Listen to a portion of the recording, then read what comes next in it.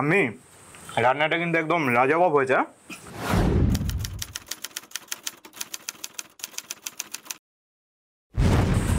আমি জানি তো তুই আমার হাতের রান্না ছাড়া কারোর হাতের রান্না খেতে ভালোবাসিস না, তাই যখন রাঁধি যত্ন করেই রাঁধি।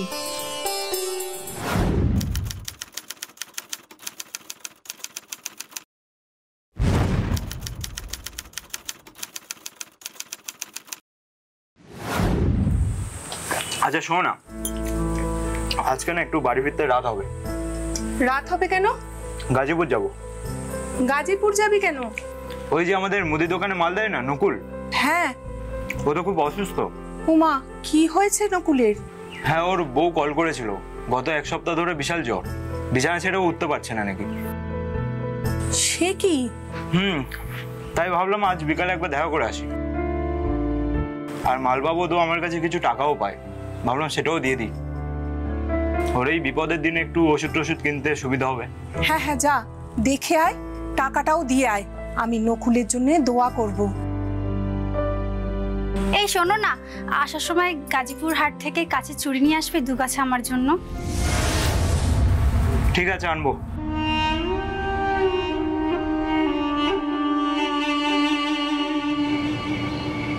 আম্মি, আম্মি, আম্মি, কি হলো? এখানে বসে আছো, কিছু হয়েছে নাকি? চোখে জল কেন? কিছু হয়েছে? আম্মি কিছু বলেছে? আমাদের সর্বনাশ হয়ে গেছে গো, আমাদের সর্বনাশ হয়ে গেছে, সব শেষ হয়ে গেছে। আরে কি হয়েছে সেটা বলো। কি হয়েছে আম্মি? আরে কি হয়েছে আম্মির? কিছুক্ষণ আগে দর্জির দোকান থেকে ফিরে দেখি। ফিরে কি দেখো? আম্মিকে কে জানে? আম্মি, আম্মি, আম্মি, আম্মি, কি হলো আম্মি? কি সর্বনাশ করলে আম্মি?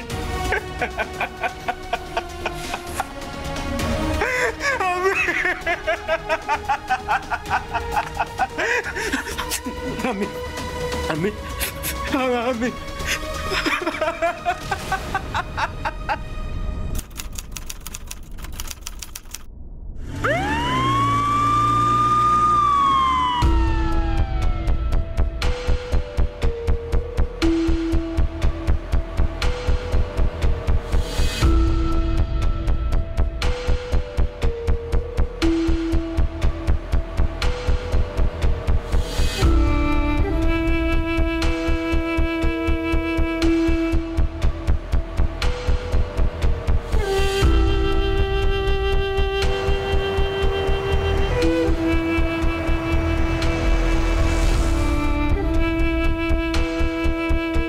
আচ্ছা, যিনি খুন হয়েছেন তার পরিচয়? আমি না বিবি স্যার। বয়স? বছর 50 হবে। ওনার স্বামী? স্যার উনি বিধবা ছিলেন, ওনার স্বামী কুদ্দুস মিয়া বছর 15 আগে মারা গিয়েছে। আচ্ছা, পরিবারে কে কে ছিল? স্যার উনি ওনার বড় ছেলে আব্দুল এবং পুত্রবধূ সানিয়ার সঙ্গে থাকতেন, তবে তবে তবে ওনার ছোট ছেলে বউ বাচ্চা নিয়ে পাশের গ্রামে থাকে। ভিকটিমের মাথায় ভারী কিছু দিয়ে সজোরে আঘাত করা হয়েছে। Right sir. মার্ডার ওয়েপনের খবর কি? রিকভার হয়নি স্যার। আচ্ছা, খুনটা কে করলো? বাড়ির লোকের বক্তব্য কি? স্যার বড় বউ তো বলছে দর্জির দোকানে ব্লাউজের অর্ডার দিয়ে ফিরে এসে দেখে শাশুড়ি খুন হয়ে পড়ে আছে। সে কি? হ্যাঁ স্যার, তবে কে বা কারা খুনটা করেছে সেটা বৌমার জানা নেই। ঠিক আছে, বাইরে চলুন, বাড়ির লোকের সাথে একবার কথা বলতে হবে। Okay sir.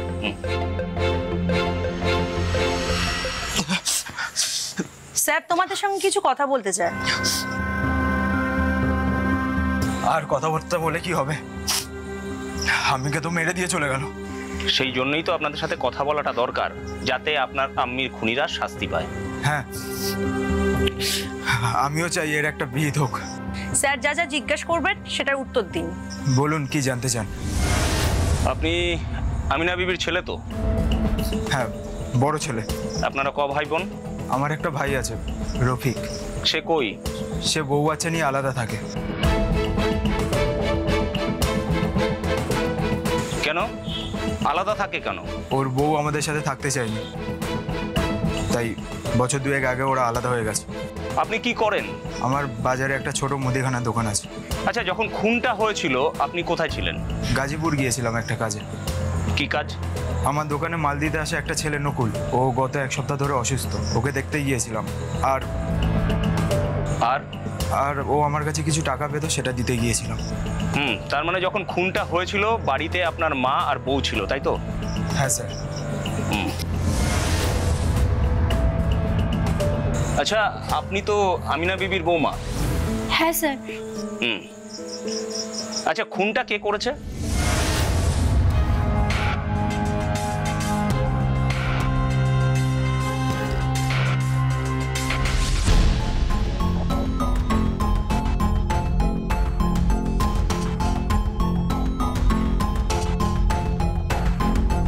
কি হলো বলুন, খুনটা কে করেছে? জানি না। জানি না মানে? আমি ঠিক সন্ধ্যার মুখে দর্জির দোকান থেকে ফিরে এসে দেখি আমি আমি আমি কি হলো, দরজাটা হাট করে খোলা,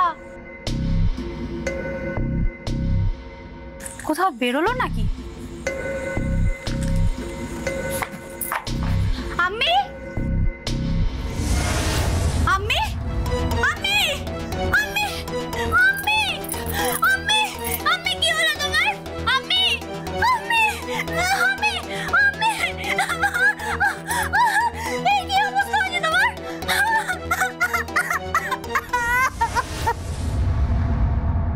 আপনি যখন বাড়ি ফিরেছিলেন তখন কাউকে ঘর থেকে বেরোতে দেখেছিলেন? কই না তো। আচ্ছা, বাড়ির আশেপাশে কাউকে ঘোরাঘুরি করতে দেখেছিলেন? না, কাউকে দেখিনি। কোনো লুটপাট হয়েছে? মানে ঘর থেকে কিছু খোয়া গেছে? না স্যার।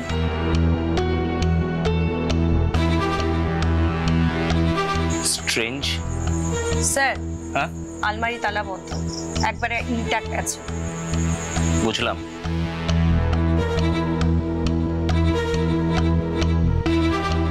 আপনি কোথায় গিয়েছিলেন? ওই যে বললাম দর্জির দোকানে। কি করতে? সামনে ঈদ না, তাই ব্লাউজ বানাতে দিতে গেছিলাম। ঠিক আছে। পূজা। Yes sir.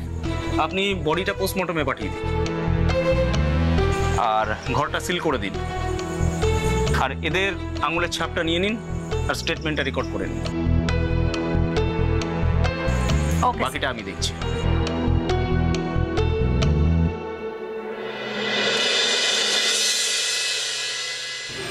স্যার। কিছু বলবেন? হ্যাঁ স্যার, আমিনা বিবির পোস্টমর্টেম রিপোর্টটা চলে এসেছে। কই দেখি, বসুন। Okay sir.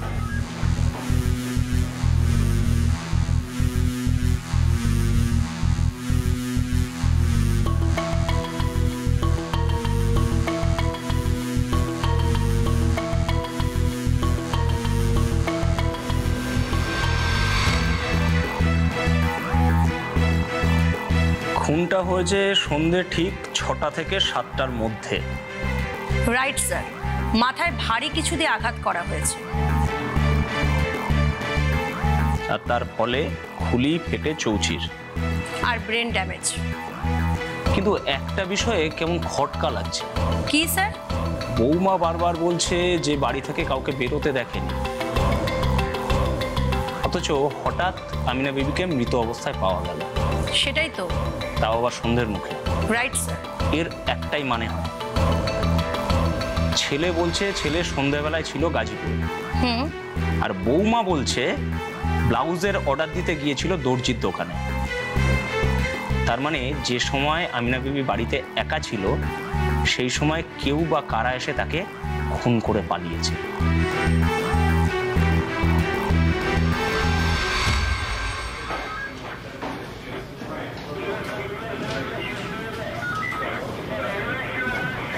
যদি তর্কের খাতিরে ধরেও নিই যে সন্ধ্যের মুখে বাড়িতে ডাকাত এসেছিল, কিন্তু লুটপাট না করে চলে গেল কেন?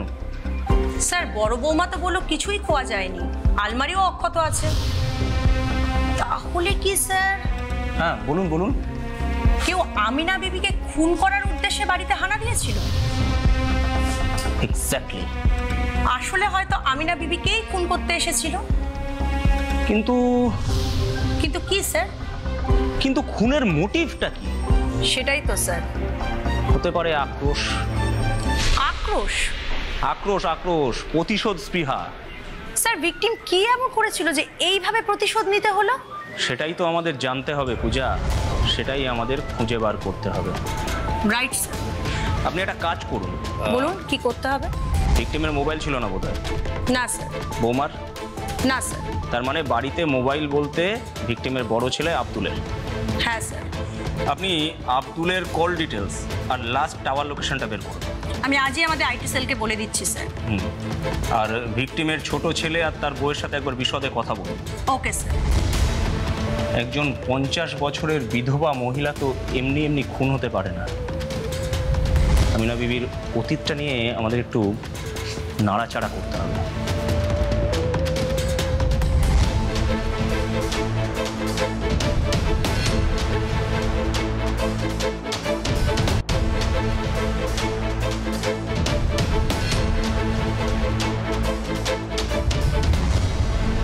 হ্যাঁ, আমি রফিক, মরহুম আমিনা বিবির ছোট ছেলে।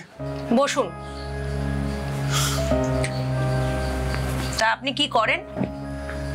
আমার একটা পাটের ব্যবসা আছে ম্যাডাম।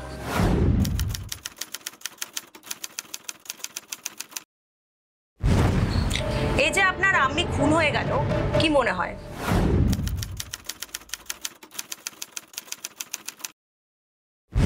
কে বা কারা এই খুনটা করতে পারে? ঠিক বুঝতে পারছি না ম্যাডাম। আচ্ছা, আপনার কি কাউকে সন্দেহ হয়? মানে এমন কেউ যার আপনার আম্মির ওপর রাগ ছিল?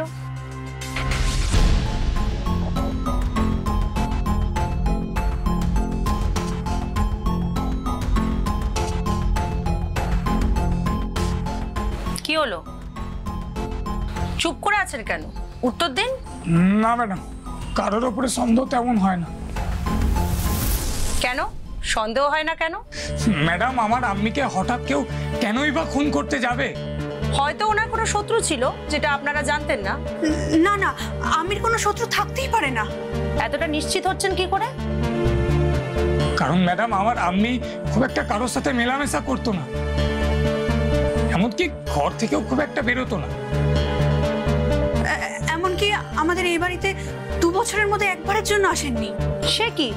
ঈদ আর পরবে আমরাই ওই বাড়ি যাই ম্যাডাম, আর আমাদের সামনেই। কি বলুন? গেল বছর ঈদের দিন। তা রফিক, তোর পাটের ব্যবসা কেমন চলছে রে? আল্লাহর রহমতে ভালোই চলছে ভাইয়া। বাহ, আমি ভাবছিলাম বুঝলি তো যে তোর ব্যবসায় কিছু টাকা লগ্নি করব। তো বেশ, তো তাহলে আমারও একটু সাপোর্ট হয়ে যায়। যা বলেছিস। দুজনে এবার বক বক থামিয়ে সিমুইটা খেয়ে নাও। নে।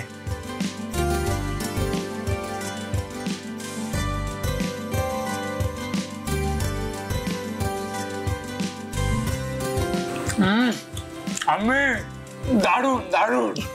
যা বলেছিস রফিক, আমার তো আবার আম্মির হাতের রান্না ছাড়া রোচে না। তা কেন রুচবে? বয়সের সাথে দামড়াই হয়েছে। খোকাগিরিটা এখনো যায়নি। এসব কি কথা বলছো সানিয়া? ও তোমার স্বামী হয় না? কার সাথে কি কথা বলবো এখন কি সেটা আপনার থেকে শিখতে হবে? দরকার পড়লে শিখতে হবে। দিন দিন যেভাবে তুমি বেয়াদব হচ্ছ, আমি কি ওই মুখে কুলু পেটে তোমার সব কথা সহ্য করব? কত সহ্য করেন সে তো আমার জানা আছেই। পান থেকে চুন খসলেই তো রে রে করে তেড়ে আসেন। সে আর উপায় কি বলো? কোন কাজটা তোমাকে দিয়ে ঠিক হয়? বাপের বাড়ি থেকে তো কিছুই শিখে আসুনি। ভাত করতে বললে পুড়িয়ে বসে থাকো, আর নাতি নাতনির কথা তো বাদই দাও। আম্মি, ছেলেপুলে নিয়ে খোটা দেবেন না কিন্তু, বলে দিলাম। আমি কিন্তু হেস্ত নেস্ত করে ছাড়বো। আপনি আমাকে চেনেন না। আমি শুধু ফোর্স নয়, দরকার বললে ছোবলও মারতে পারি।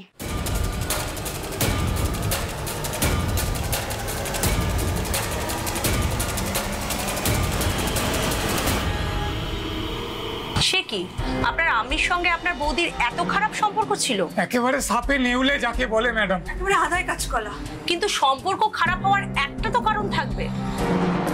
কি গো বলবো? হ্যাঁ বলো। আসলে ম্যাডাম ক্যাচালটা একটা ছেলেকে নিয়ে বেঁধেছিল। ছেলে বলতে? ছেলে বলতে 2 বছর আগে আমরা যখন এই বাড়িতে আসিনি, একদিন হঠাৎ। আমাকে যদি এই বয়সে সব রান্না করতে হয় তাহলে তো মুশকিল। আমি তো তোমায় বলেছি আম্মি, আমি সব রান্না করে নেব। এই গরমে তোমাকে আর আগুনে আছে কি কষ্ট করে রান্না করতে হবে না। সে তো তোমারও কষ্ট হবে না দিরা। সেটা আর কি করা যাবে। কাজটা সবাই মিলে ভাগ করে করলে কষ্টটা একটু কম হয়, কিন্তু সেটা একজন বুঝলে তো। তিনি তো একেবারে বাগদাদের বেগম, রান্না করতে বললেই তার গায়ে জ্বর আসে। ছাড়ো না, আমি বাদ দাও, আমি আছি তো, আমি ঠিক। ভাবি, ভাবি বাড়িতে আছো? ওই ওই সেই আবার ছোকরাটা এসেছে। তুমি মাথা গরম করো না আম্মি, আমি দেখছি।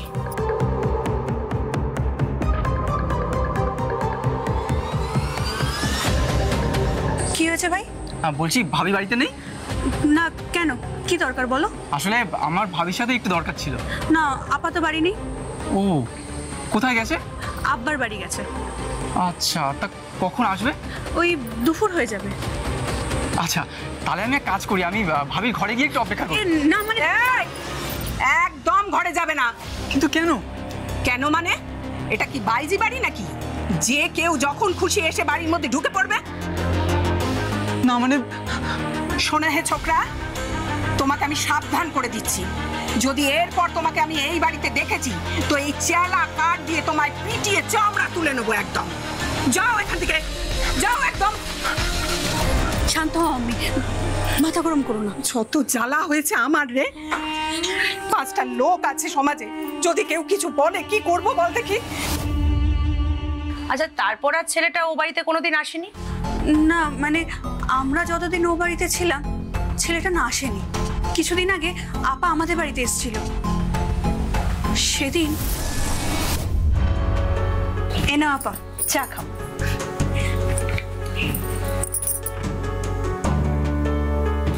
বাহ, বেশ বানিয়েছিস তো চাটা নাদিরা। ধুর, আম্মির মতো কিছুতেই হয় না। কোন আম্মি? তোর মা নাকি তোর শাশুড়ি? শাশুড়ি। শেষবারের মতো সাবধান করে দিচ্ছি নাদিরা, আর যাই কর ওই বুড়ির চক্করে পড়িস না। তুমি এমন কেন বলছো? এই হতচ্ছাড়ির বুড়ির মন খুব ছোট। তোমার কথা ভুল হচ্ছে আপা। আমার ভুল? আমার? তাহলে তুই একটা কথা শুনে রাখ। বলো। মুস্তাফাকে চিনিস তো? মুস্তাফা? হ্যাঁ হ্যাঁ, ওনা একদিন ও বাড়িতে এসেছিল, আমি তাকে চেলাকাট দিয়ে তাড়া করেছিল। হ্যাঁ। তো মুস্তাফাকে নিয়ে কি সমস্যা হয়েছে? কারোরই কোনো সমস্যা হয়নি, সমস্যা তো ওই বুড়ির। কেন? সেদিন দুপুরে কি হয়েছিল জানিস?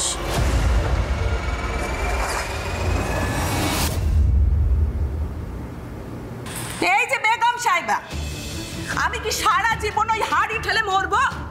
মানে গতটা একটু নাড়াও, রান্নাঘরের দায়িত্বটা নিজের ঘাড়ে নাও। কতদিনের এভাবে চলবে? নিজে না পারলে রান্নার লোক রাখো, আমি পারবো। তা তুমি ঠিক কি পারবে একটু বলো দেখি শুনি। ওসব শুনে তোমার কাজ নেই, তোমার মাথায় ঢুকবেও না আর তুমি বুঝবেও না। তাই নাকি? তাই এটা কিন্তু আমি ঠিক বুঝেছি যে তোমার দ্বারায় সংসার করাটাও হবে না আর ওই ছেলে পুলের জন্ম দেওয়াটাও হবে না। কি বললি? হ্যাঁ, তুই আবার আমার মা হওয়া নিয়ে ঘটা দিলি? পুরো এত বড় সাহস, তুই তো আমার গলা টিপে ধরিস। বেশ করেছি, গলা ধরেছি। তুই কি আমাকে একটু শান্তিতে থাকতে দিবি না? শান্তি তো তুই ঠিক খুঁজে নিয়েছিস, ওই মুস্তাফা ছোকরাটার বুকের মধ্যে মাথা রেখে। এই তোর সঙ্গে ওর লটর ফটর চলছে তাই না? মুস্তাফা বাচ্চাটা ভাইয়ের মতো হয়। ভাই? কত যে ভাই সেটা আমার জানা আছে। আমার চুলটা এমনি এমনি পেকেছে তাই না? আমি ঘাসে মুখ দিয়ে চলি, আমি কিছুই বুঝি না। আর একটা কথা বললে না আমি তোর জিভ টেনে ছিঁড়ে ফেলে দেবো। এই ছিঁড়ে ফেল দেখি, তোর কত হিম্মত। একটা নোংরা মেয়ে ছেলে। ভাবতে পারিস নাদিরা, কি নিচু মন, কি নোংরা ভাবনা চিন্তা। আচ্ছা আপা, আমি তোমাকে একটা কথা জিজ্ঞেস করবো? বল, তুমি কি ওই মুস্তাফার সাথে সত্যি মেলামেশা করছো? আরে না রে, আমি নিজের দরকারে মিশি ওর সাথে, আর তেমন কিছু নয়। আচ্ছা, কি দরকারে সানিয়া মুস্তাফার সঙ্গে মিশতো সেটা কি আপনাকে বলেছিল? না ম্যাডাম, বলেননি। কেন? আপনি জানতে চাননি? না। কেন জানতে চাননি? কি দরকার? শাশুড়িকেই ছেড়ে কথা বলে না, আমাকে কি রিয়াদ করবে ভেবেছেন? আমি জিজ্ঞেস করতে গেলে যদি চড় থাপড় মেরে দেয়। বুঝেছি, তার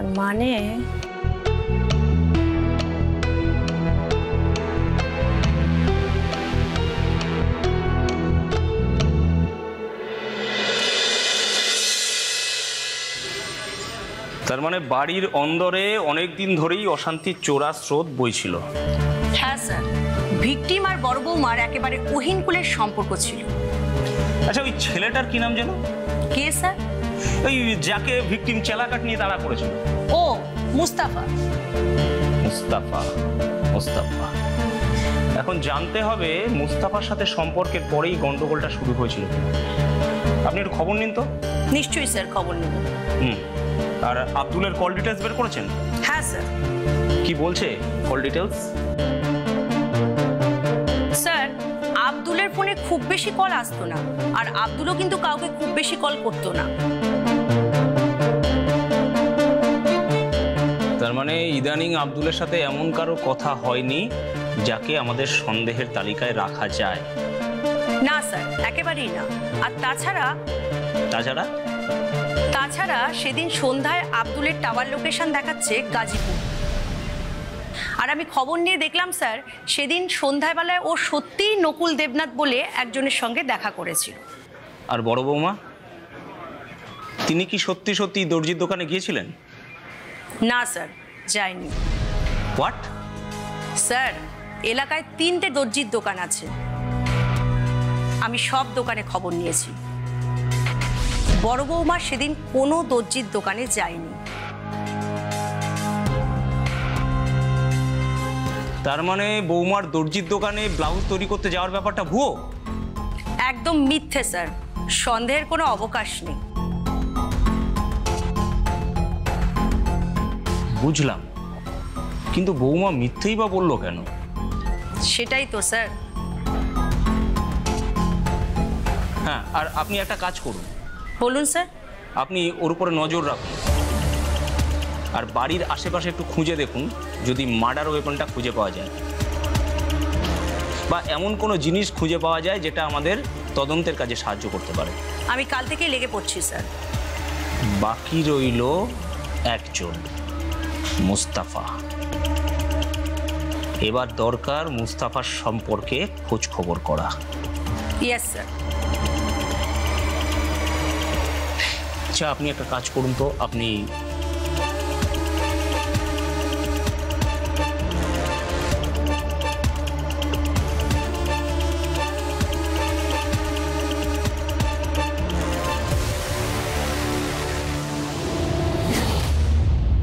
ভর সন্ধেবেলা একজন বয়স্কা বিধবা মহিলা খুন। ভিকটিমের বড় বৌমার অভিযোগ, বাড়ির লোকের অনুপস্থিতিতে কেউ বা কারা এসে তার শাশুড়িকে খুন করে রেখে গেছে, অথচ বাড়ি থেকে কিছুই খোয়া যায়নি। এই বিষয়টাই আমরা হজম করতে পারছিলাম না। আর এই সব প্রশ্নের উত্তর খুঁজতে গিয়ে আমরা জানতে পারি ভিকটিমের সাথে তার বৌমার সম্পর্ক ছিল অত্যন্ত খারাপ। কিন্তু কেন, কি জন্য? আর এই সব প্রশ্নের উত্তর খুঁজতে গিয়ে বারবার একটা নাম উঠে আসছিল, মুস্তাফা। তাহলে কি এই মুস্তাফাই ভিকটিমের বৌমা সানিয়ার গুপ্ত প্রেমিক? তাহলে কি এই মুস্তাফাই দলবল নিয়ে খুন করে গেছে আমিনা বিবিকে? যদি হয়ে থাকে তাহলে কেন, মোটিভটা কি? আর এইসব প্রশ্নের উত্তর পেতেই আমরা তুলে নিয়ে আসি মুস্তাফাকে।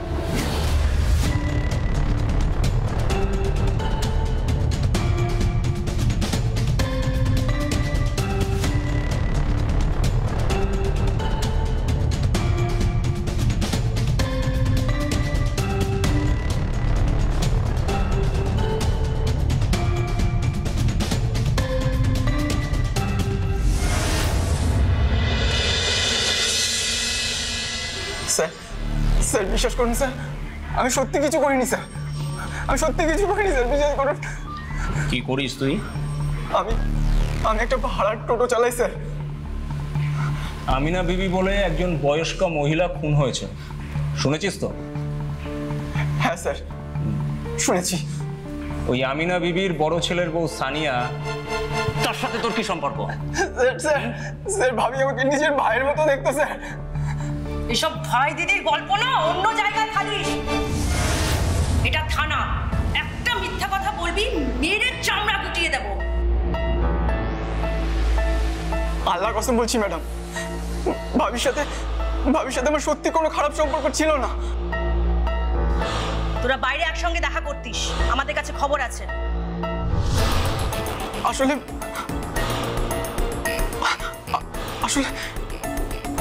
আরে বল বল,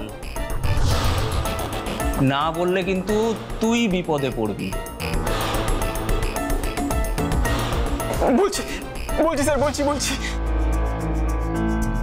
আসলে ভাবির সাথে আলাপ আমার রাস্তাতেই। রাস্তাতে মানে? মানে ভাবি একদিন আমার টোটো করে বাপের বাড়ি থেকে ফিরছিল। তারপর ভাবি আমার কাছে জানতে চাইলো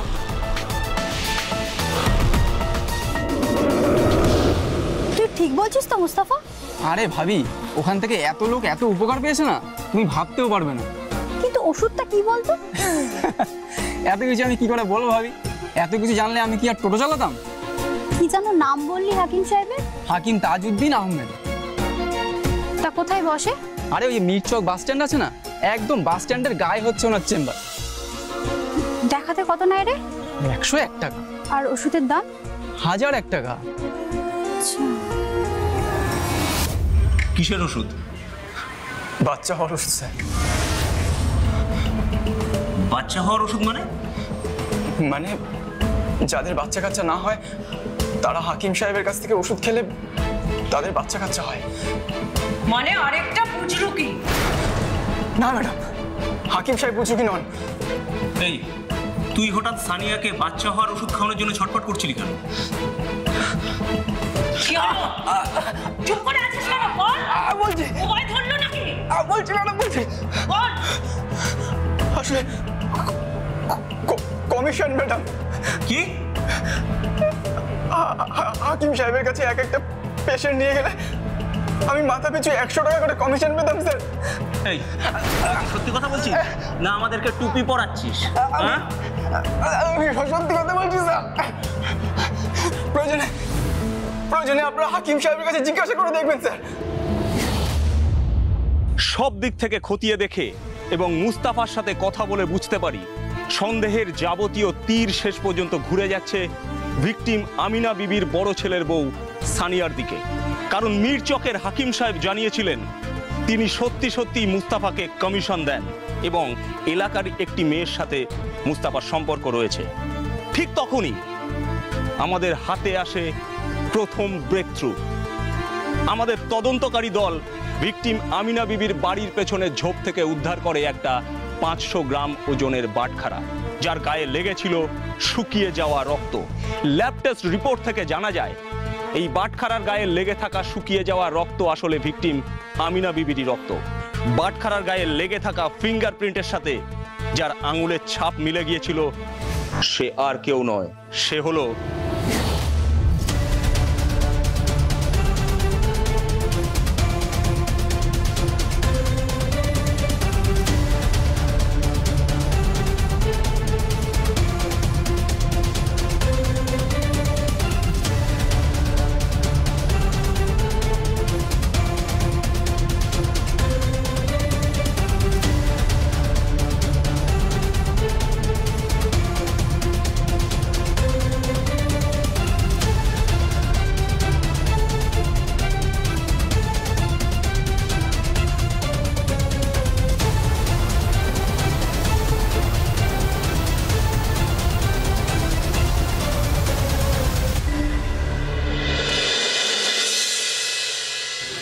সানিয়া বেগম। তাহলে আপনি বাড়ি ফিরে দেখেছিলেন যে আপনার শাশুড়ি মরে পড়ে আছে? আপনার একই কথা বারবার ধরে কেন জিজ্ঞাসা করেন? তোকে যা জিজ্ঞাসা করা হচ্ছে তার উত্তর দে। আমি যা যা বলার আগে বলেই দিয়েছি। আমাদের সাথে একদম ছকবাজি করবি না, এসব গাল গল্পে না চিড়ে ভিজবে না। তোর বাড়ির পেছনের ঝোপ থেকে আমরা একটা রক্তমাখা বাটখারা পেয়েছি, আর তাতে যে আঙুলের ছাপটা ছিল তার সঙ্গে তোর আঙুলের ছাপ হুবহু মিলে গেছে। এরপরেও বলবি তুই তোর শাশুড়িকে খুন করিসনি? মিলে গেছে তো কি হয়েছে? তাতে কি প্রমাণ হয়? বাটখারার গায়ে যে শুকনো রক্ত লেগেছিল সেটা আপনার শাশুড়ির রক্ত। তার মানে ওই বাটখারা দিয়ে আপনি আপনার শাশুড়িকে খুন করে সেটা বাড়ির পেছনে ঝোপে ফেলে দেন। বলুন, কেন মারলেন একজন বয়স্কা মহিলাকে? কেন কেন?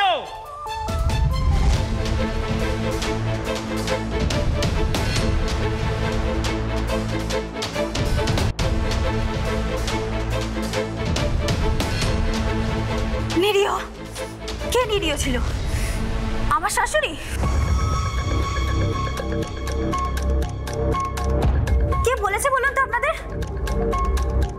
কেন, তোর শাশুড়ি নিরীহ ছিল না বুঝি?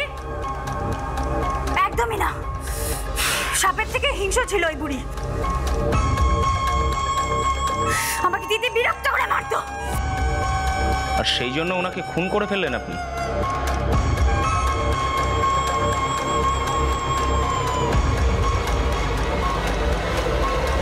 কি হলো, চুপ করে আছিস কেন? বল।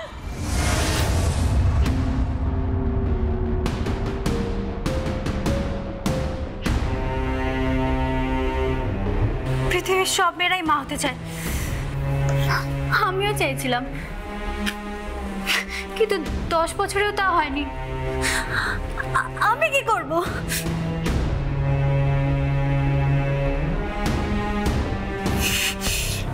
তারপরেও নিত্য নিত্য খোটা, নিত্য গঞ্জনা সহ্য করতে হবে। মুস্তাফা আমার ছোট ভাইয়ের মতো হয়, ওই আমাকে হাকিম সাহেবের ওষুধের খবরটা দিয়েছিল। ভাবি, তুমি ভালো করে একবার ভেবে দেখো, আমাদের দুজনের এভাবে একসাথে দেখা করাটা এটা বোধহয় ঠিক হচ্ছে না। তোমার বাড়ির লোক কি ভাববে? বাড়ির লোক মানে তো ওই বুড়িটা। আমি বুড়িটাকে পাত্তা দিই না, আমার মাথা সারাক্ষণ খেয়ে বসে আছে। দেখো, বুড়িকে না হয় ছেড়েই দিলাম, কিন্তু এভাবে দেখা করলে আশপাশের লোকজন কি ভাববে? আমার মান সম্মানের কথা আমি ভাবছি না, কিন্তু তোমার তো একটা মান সম্মান আছে, বলো। আমার মান সম্মান সে তো কবে নষ্টই হয়ে গেছে। আমিও তো ভাবি না। সে যাই হোক, তুই আমাকে আগে বল যে মির্জাকে আমাকে কবে নিয়ে যাচ্ছিস? তোমার টাকার জোগাড় হয়েছে? চেষ্টা করছি রে, দেখি কালকে দাদাকে একবার বলবো। আচ্ছা ঠিক আছে, তুমি টাকার জোগাড় করে নাও, তারপরে তোমাকে নিয়ে না হয় একদিন মির্জাকে চলে যাবো।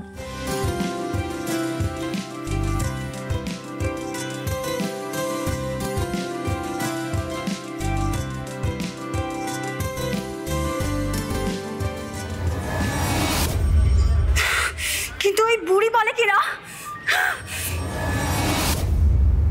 এই যে বেগম সাহেবা, আমি কি সারা জীবন ওই হাড়ি ঠেলে মরবো? মানে গতটা একটু নাড়াও, রান্নাঘরের দায়িত্বটা নিজের ঘাড়ে নাও। কতদিনের এভাবে চলবে? নিজে না পারলে রান্নার লোক রাখো, আমি পারবো। তা তুমি ঠিক কি পারবে একটু বলো দেখি শুনি। ওসব শুনে তোমার কাজ নেই, তোমার মাথায় ঢুকবেও না আর তুমি বুঝবেও না। তাই নাকি? তাই এটা কিন্তু আমি ঠিক বুঝেছি যে তোমার দ্বারায় সংসার করাটাও হবে না আর ওই ছেলে পুলের জন্ম দেওয়াটাও হবে না। কি বললি? হ্যাঁ, তুই আবার আমার মা হওয়া নিয়ে ঘটা দিলি? পুরো এত বড় সাহস, তুই তো আমার গলা টিপে ধরিস। বেশ করেছি, গলা ধরেছি। তুই কি আমাকে একটু শান্তিতে থাকতে দিবি না?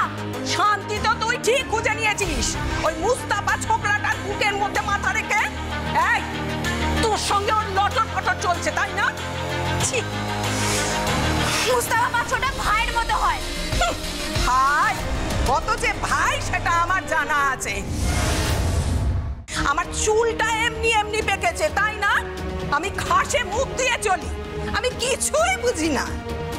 আর একটা কথা বললে না, আমি তোর জিভ টেনে ছিঁড়ে ফেলে দেবো। এই ছিঁড়ে ফেল দেখি, তোর কত হিম্মত! একটা নোংরা মেয়ে ছেলে।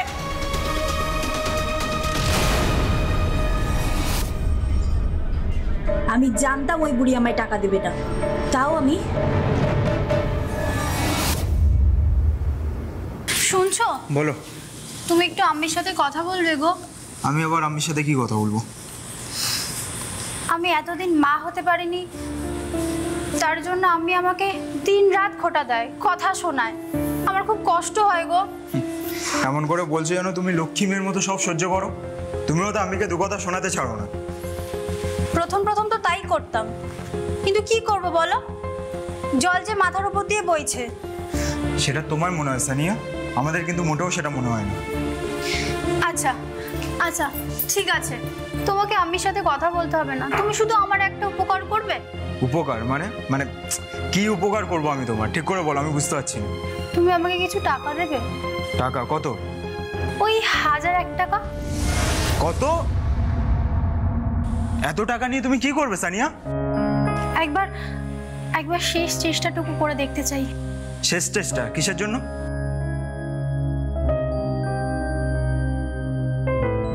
মিরচকে একজন হাকিম সাহেব বসেন।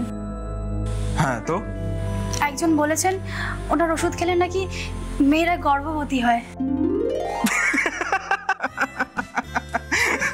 তুমি হাসছো? তা হাসবো না তো কি করবো?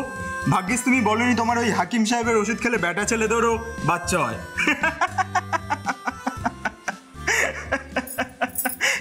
দাও না গো টাকাটা, যদি সত্যি সত্যি মা হতে পারি।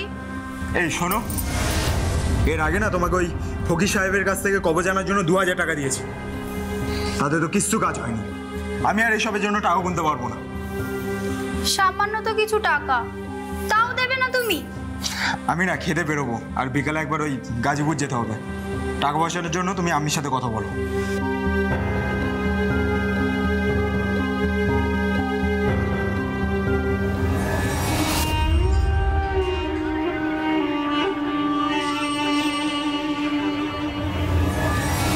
আম্মি, কি চাই?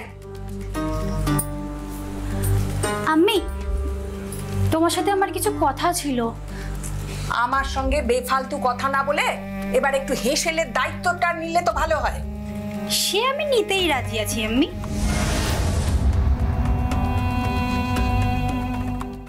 বাবা, কোন দিকে সূর্য উঠলো? এ তো দেখি ভূতের মুখে। না না আম্মি, আমি সত্যিই বলছি, এবার ঘরের সমস্ত কাজ আমিই করব। আমি বিশ্বাস করি না যে তুমি এত বড় একটা দায়িত্ব যেচে নিজের কাঁধে নেবে। এত ভালো মানুষ তো তুমি না, কিছু তো একটা ধান্দা আছে, মতলব একটা আছে। তুমি ভুল বুঝছো আম্মি, আমি নিজের ভুল বুঝতে পেরেছি। আমি যাতে মা হতে পারি তার জন্য জোরদার চেষ্টা করছি। কি রকম জোরদার চেষ্টা করছো শুনি একটু? ওই মির্জাকে একজন হাকিম সাহেব বসেন, তিনি নাকি এমন ওষুধ দেয় যাতে খেলেই মেয়েরা গর্ভবতী হয়ে যায়, কিন্তু ওষুধটার দাম 1001 টাকা। ওকে বলেছিলাম, কিন্তু ও তোমার কথা বললো, তোমার কাছে আসতে বললো। আচ্ছা, এইবার বুঝলাম। 1000টা টাকা তোমার লাগবে, তাই তো ভাবি সানিয়া সাপ হঠাৎ কিছু হয়ে গেল কেন? তা মা হওয়ার জন্য হাকিমের ওষুধের দরকার কি? তোমার তো অন্য উপায় আছে। অন্য উপায়? কেন? তোমার সেই কোচি নাগর মুস্তাফা আছে না, সে তোমায় সাহায্য করতে পারছে না?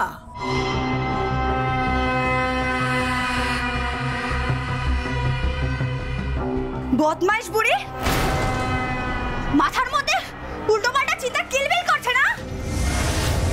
আজ তোকে আমি ছাড়বই না। এই, কি করছিস তুই? কি করছিস? এই, কি করছিস তুই জানিয়া? কি করবি?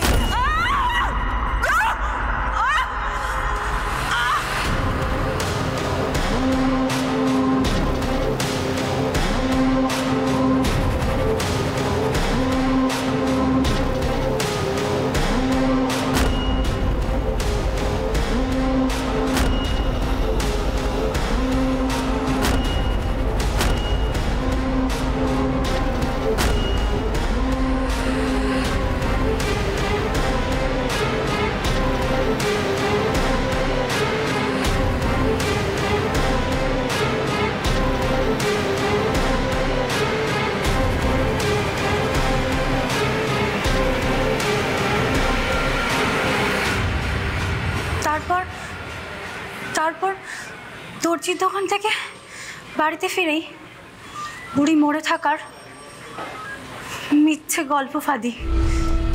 ঘরের ভেতর বাটখারা এলো কি করে? আমার স্বামীর মুদির দোকানের কিছু বাটখারা আমাদের বাড়িতেই থাকে, তারই একটা দিয়ে বুড়িকে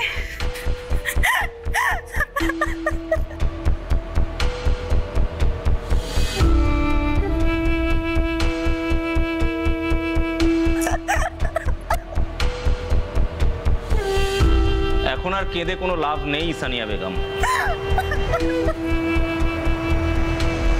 আপনার যেটা করার আপনি করে ফেলেছেন, এবার আমাদের যেটা করার সেটা আমরা করব। আর আদালত আপনাকে কঠোর থেকে কঠোরতম শাস্তি দেবে, তার জন্য তৈরি হন আপনি।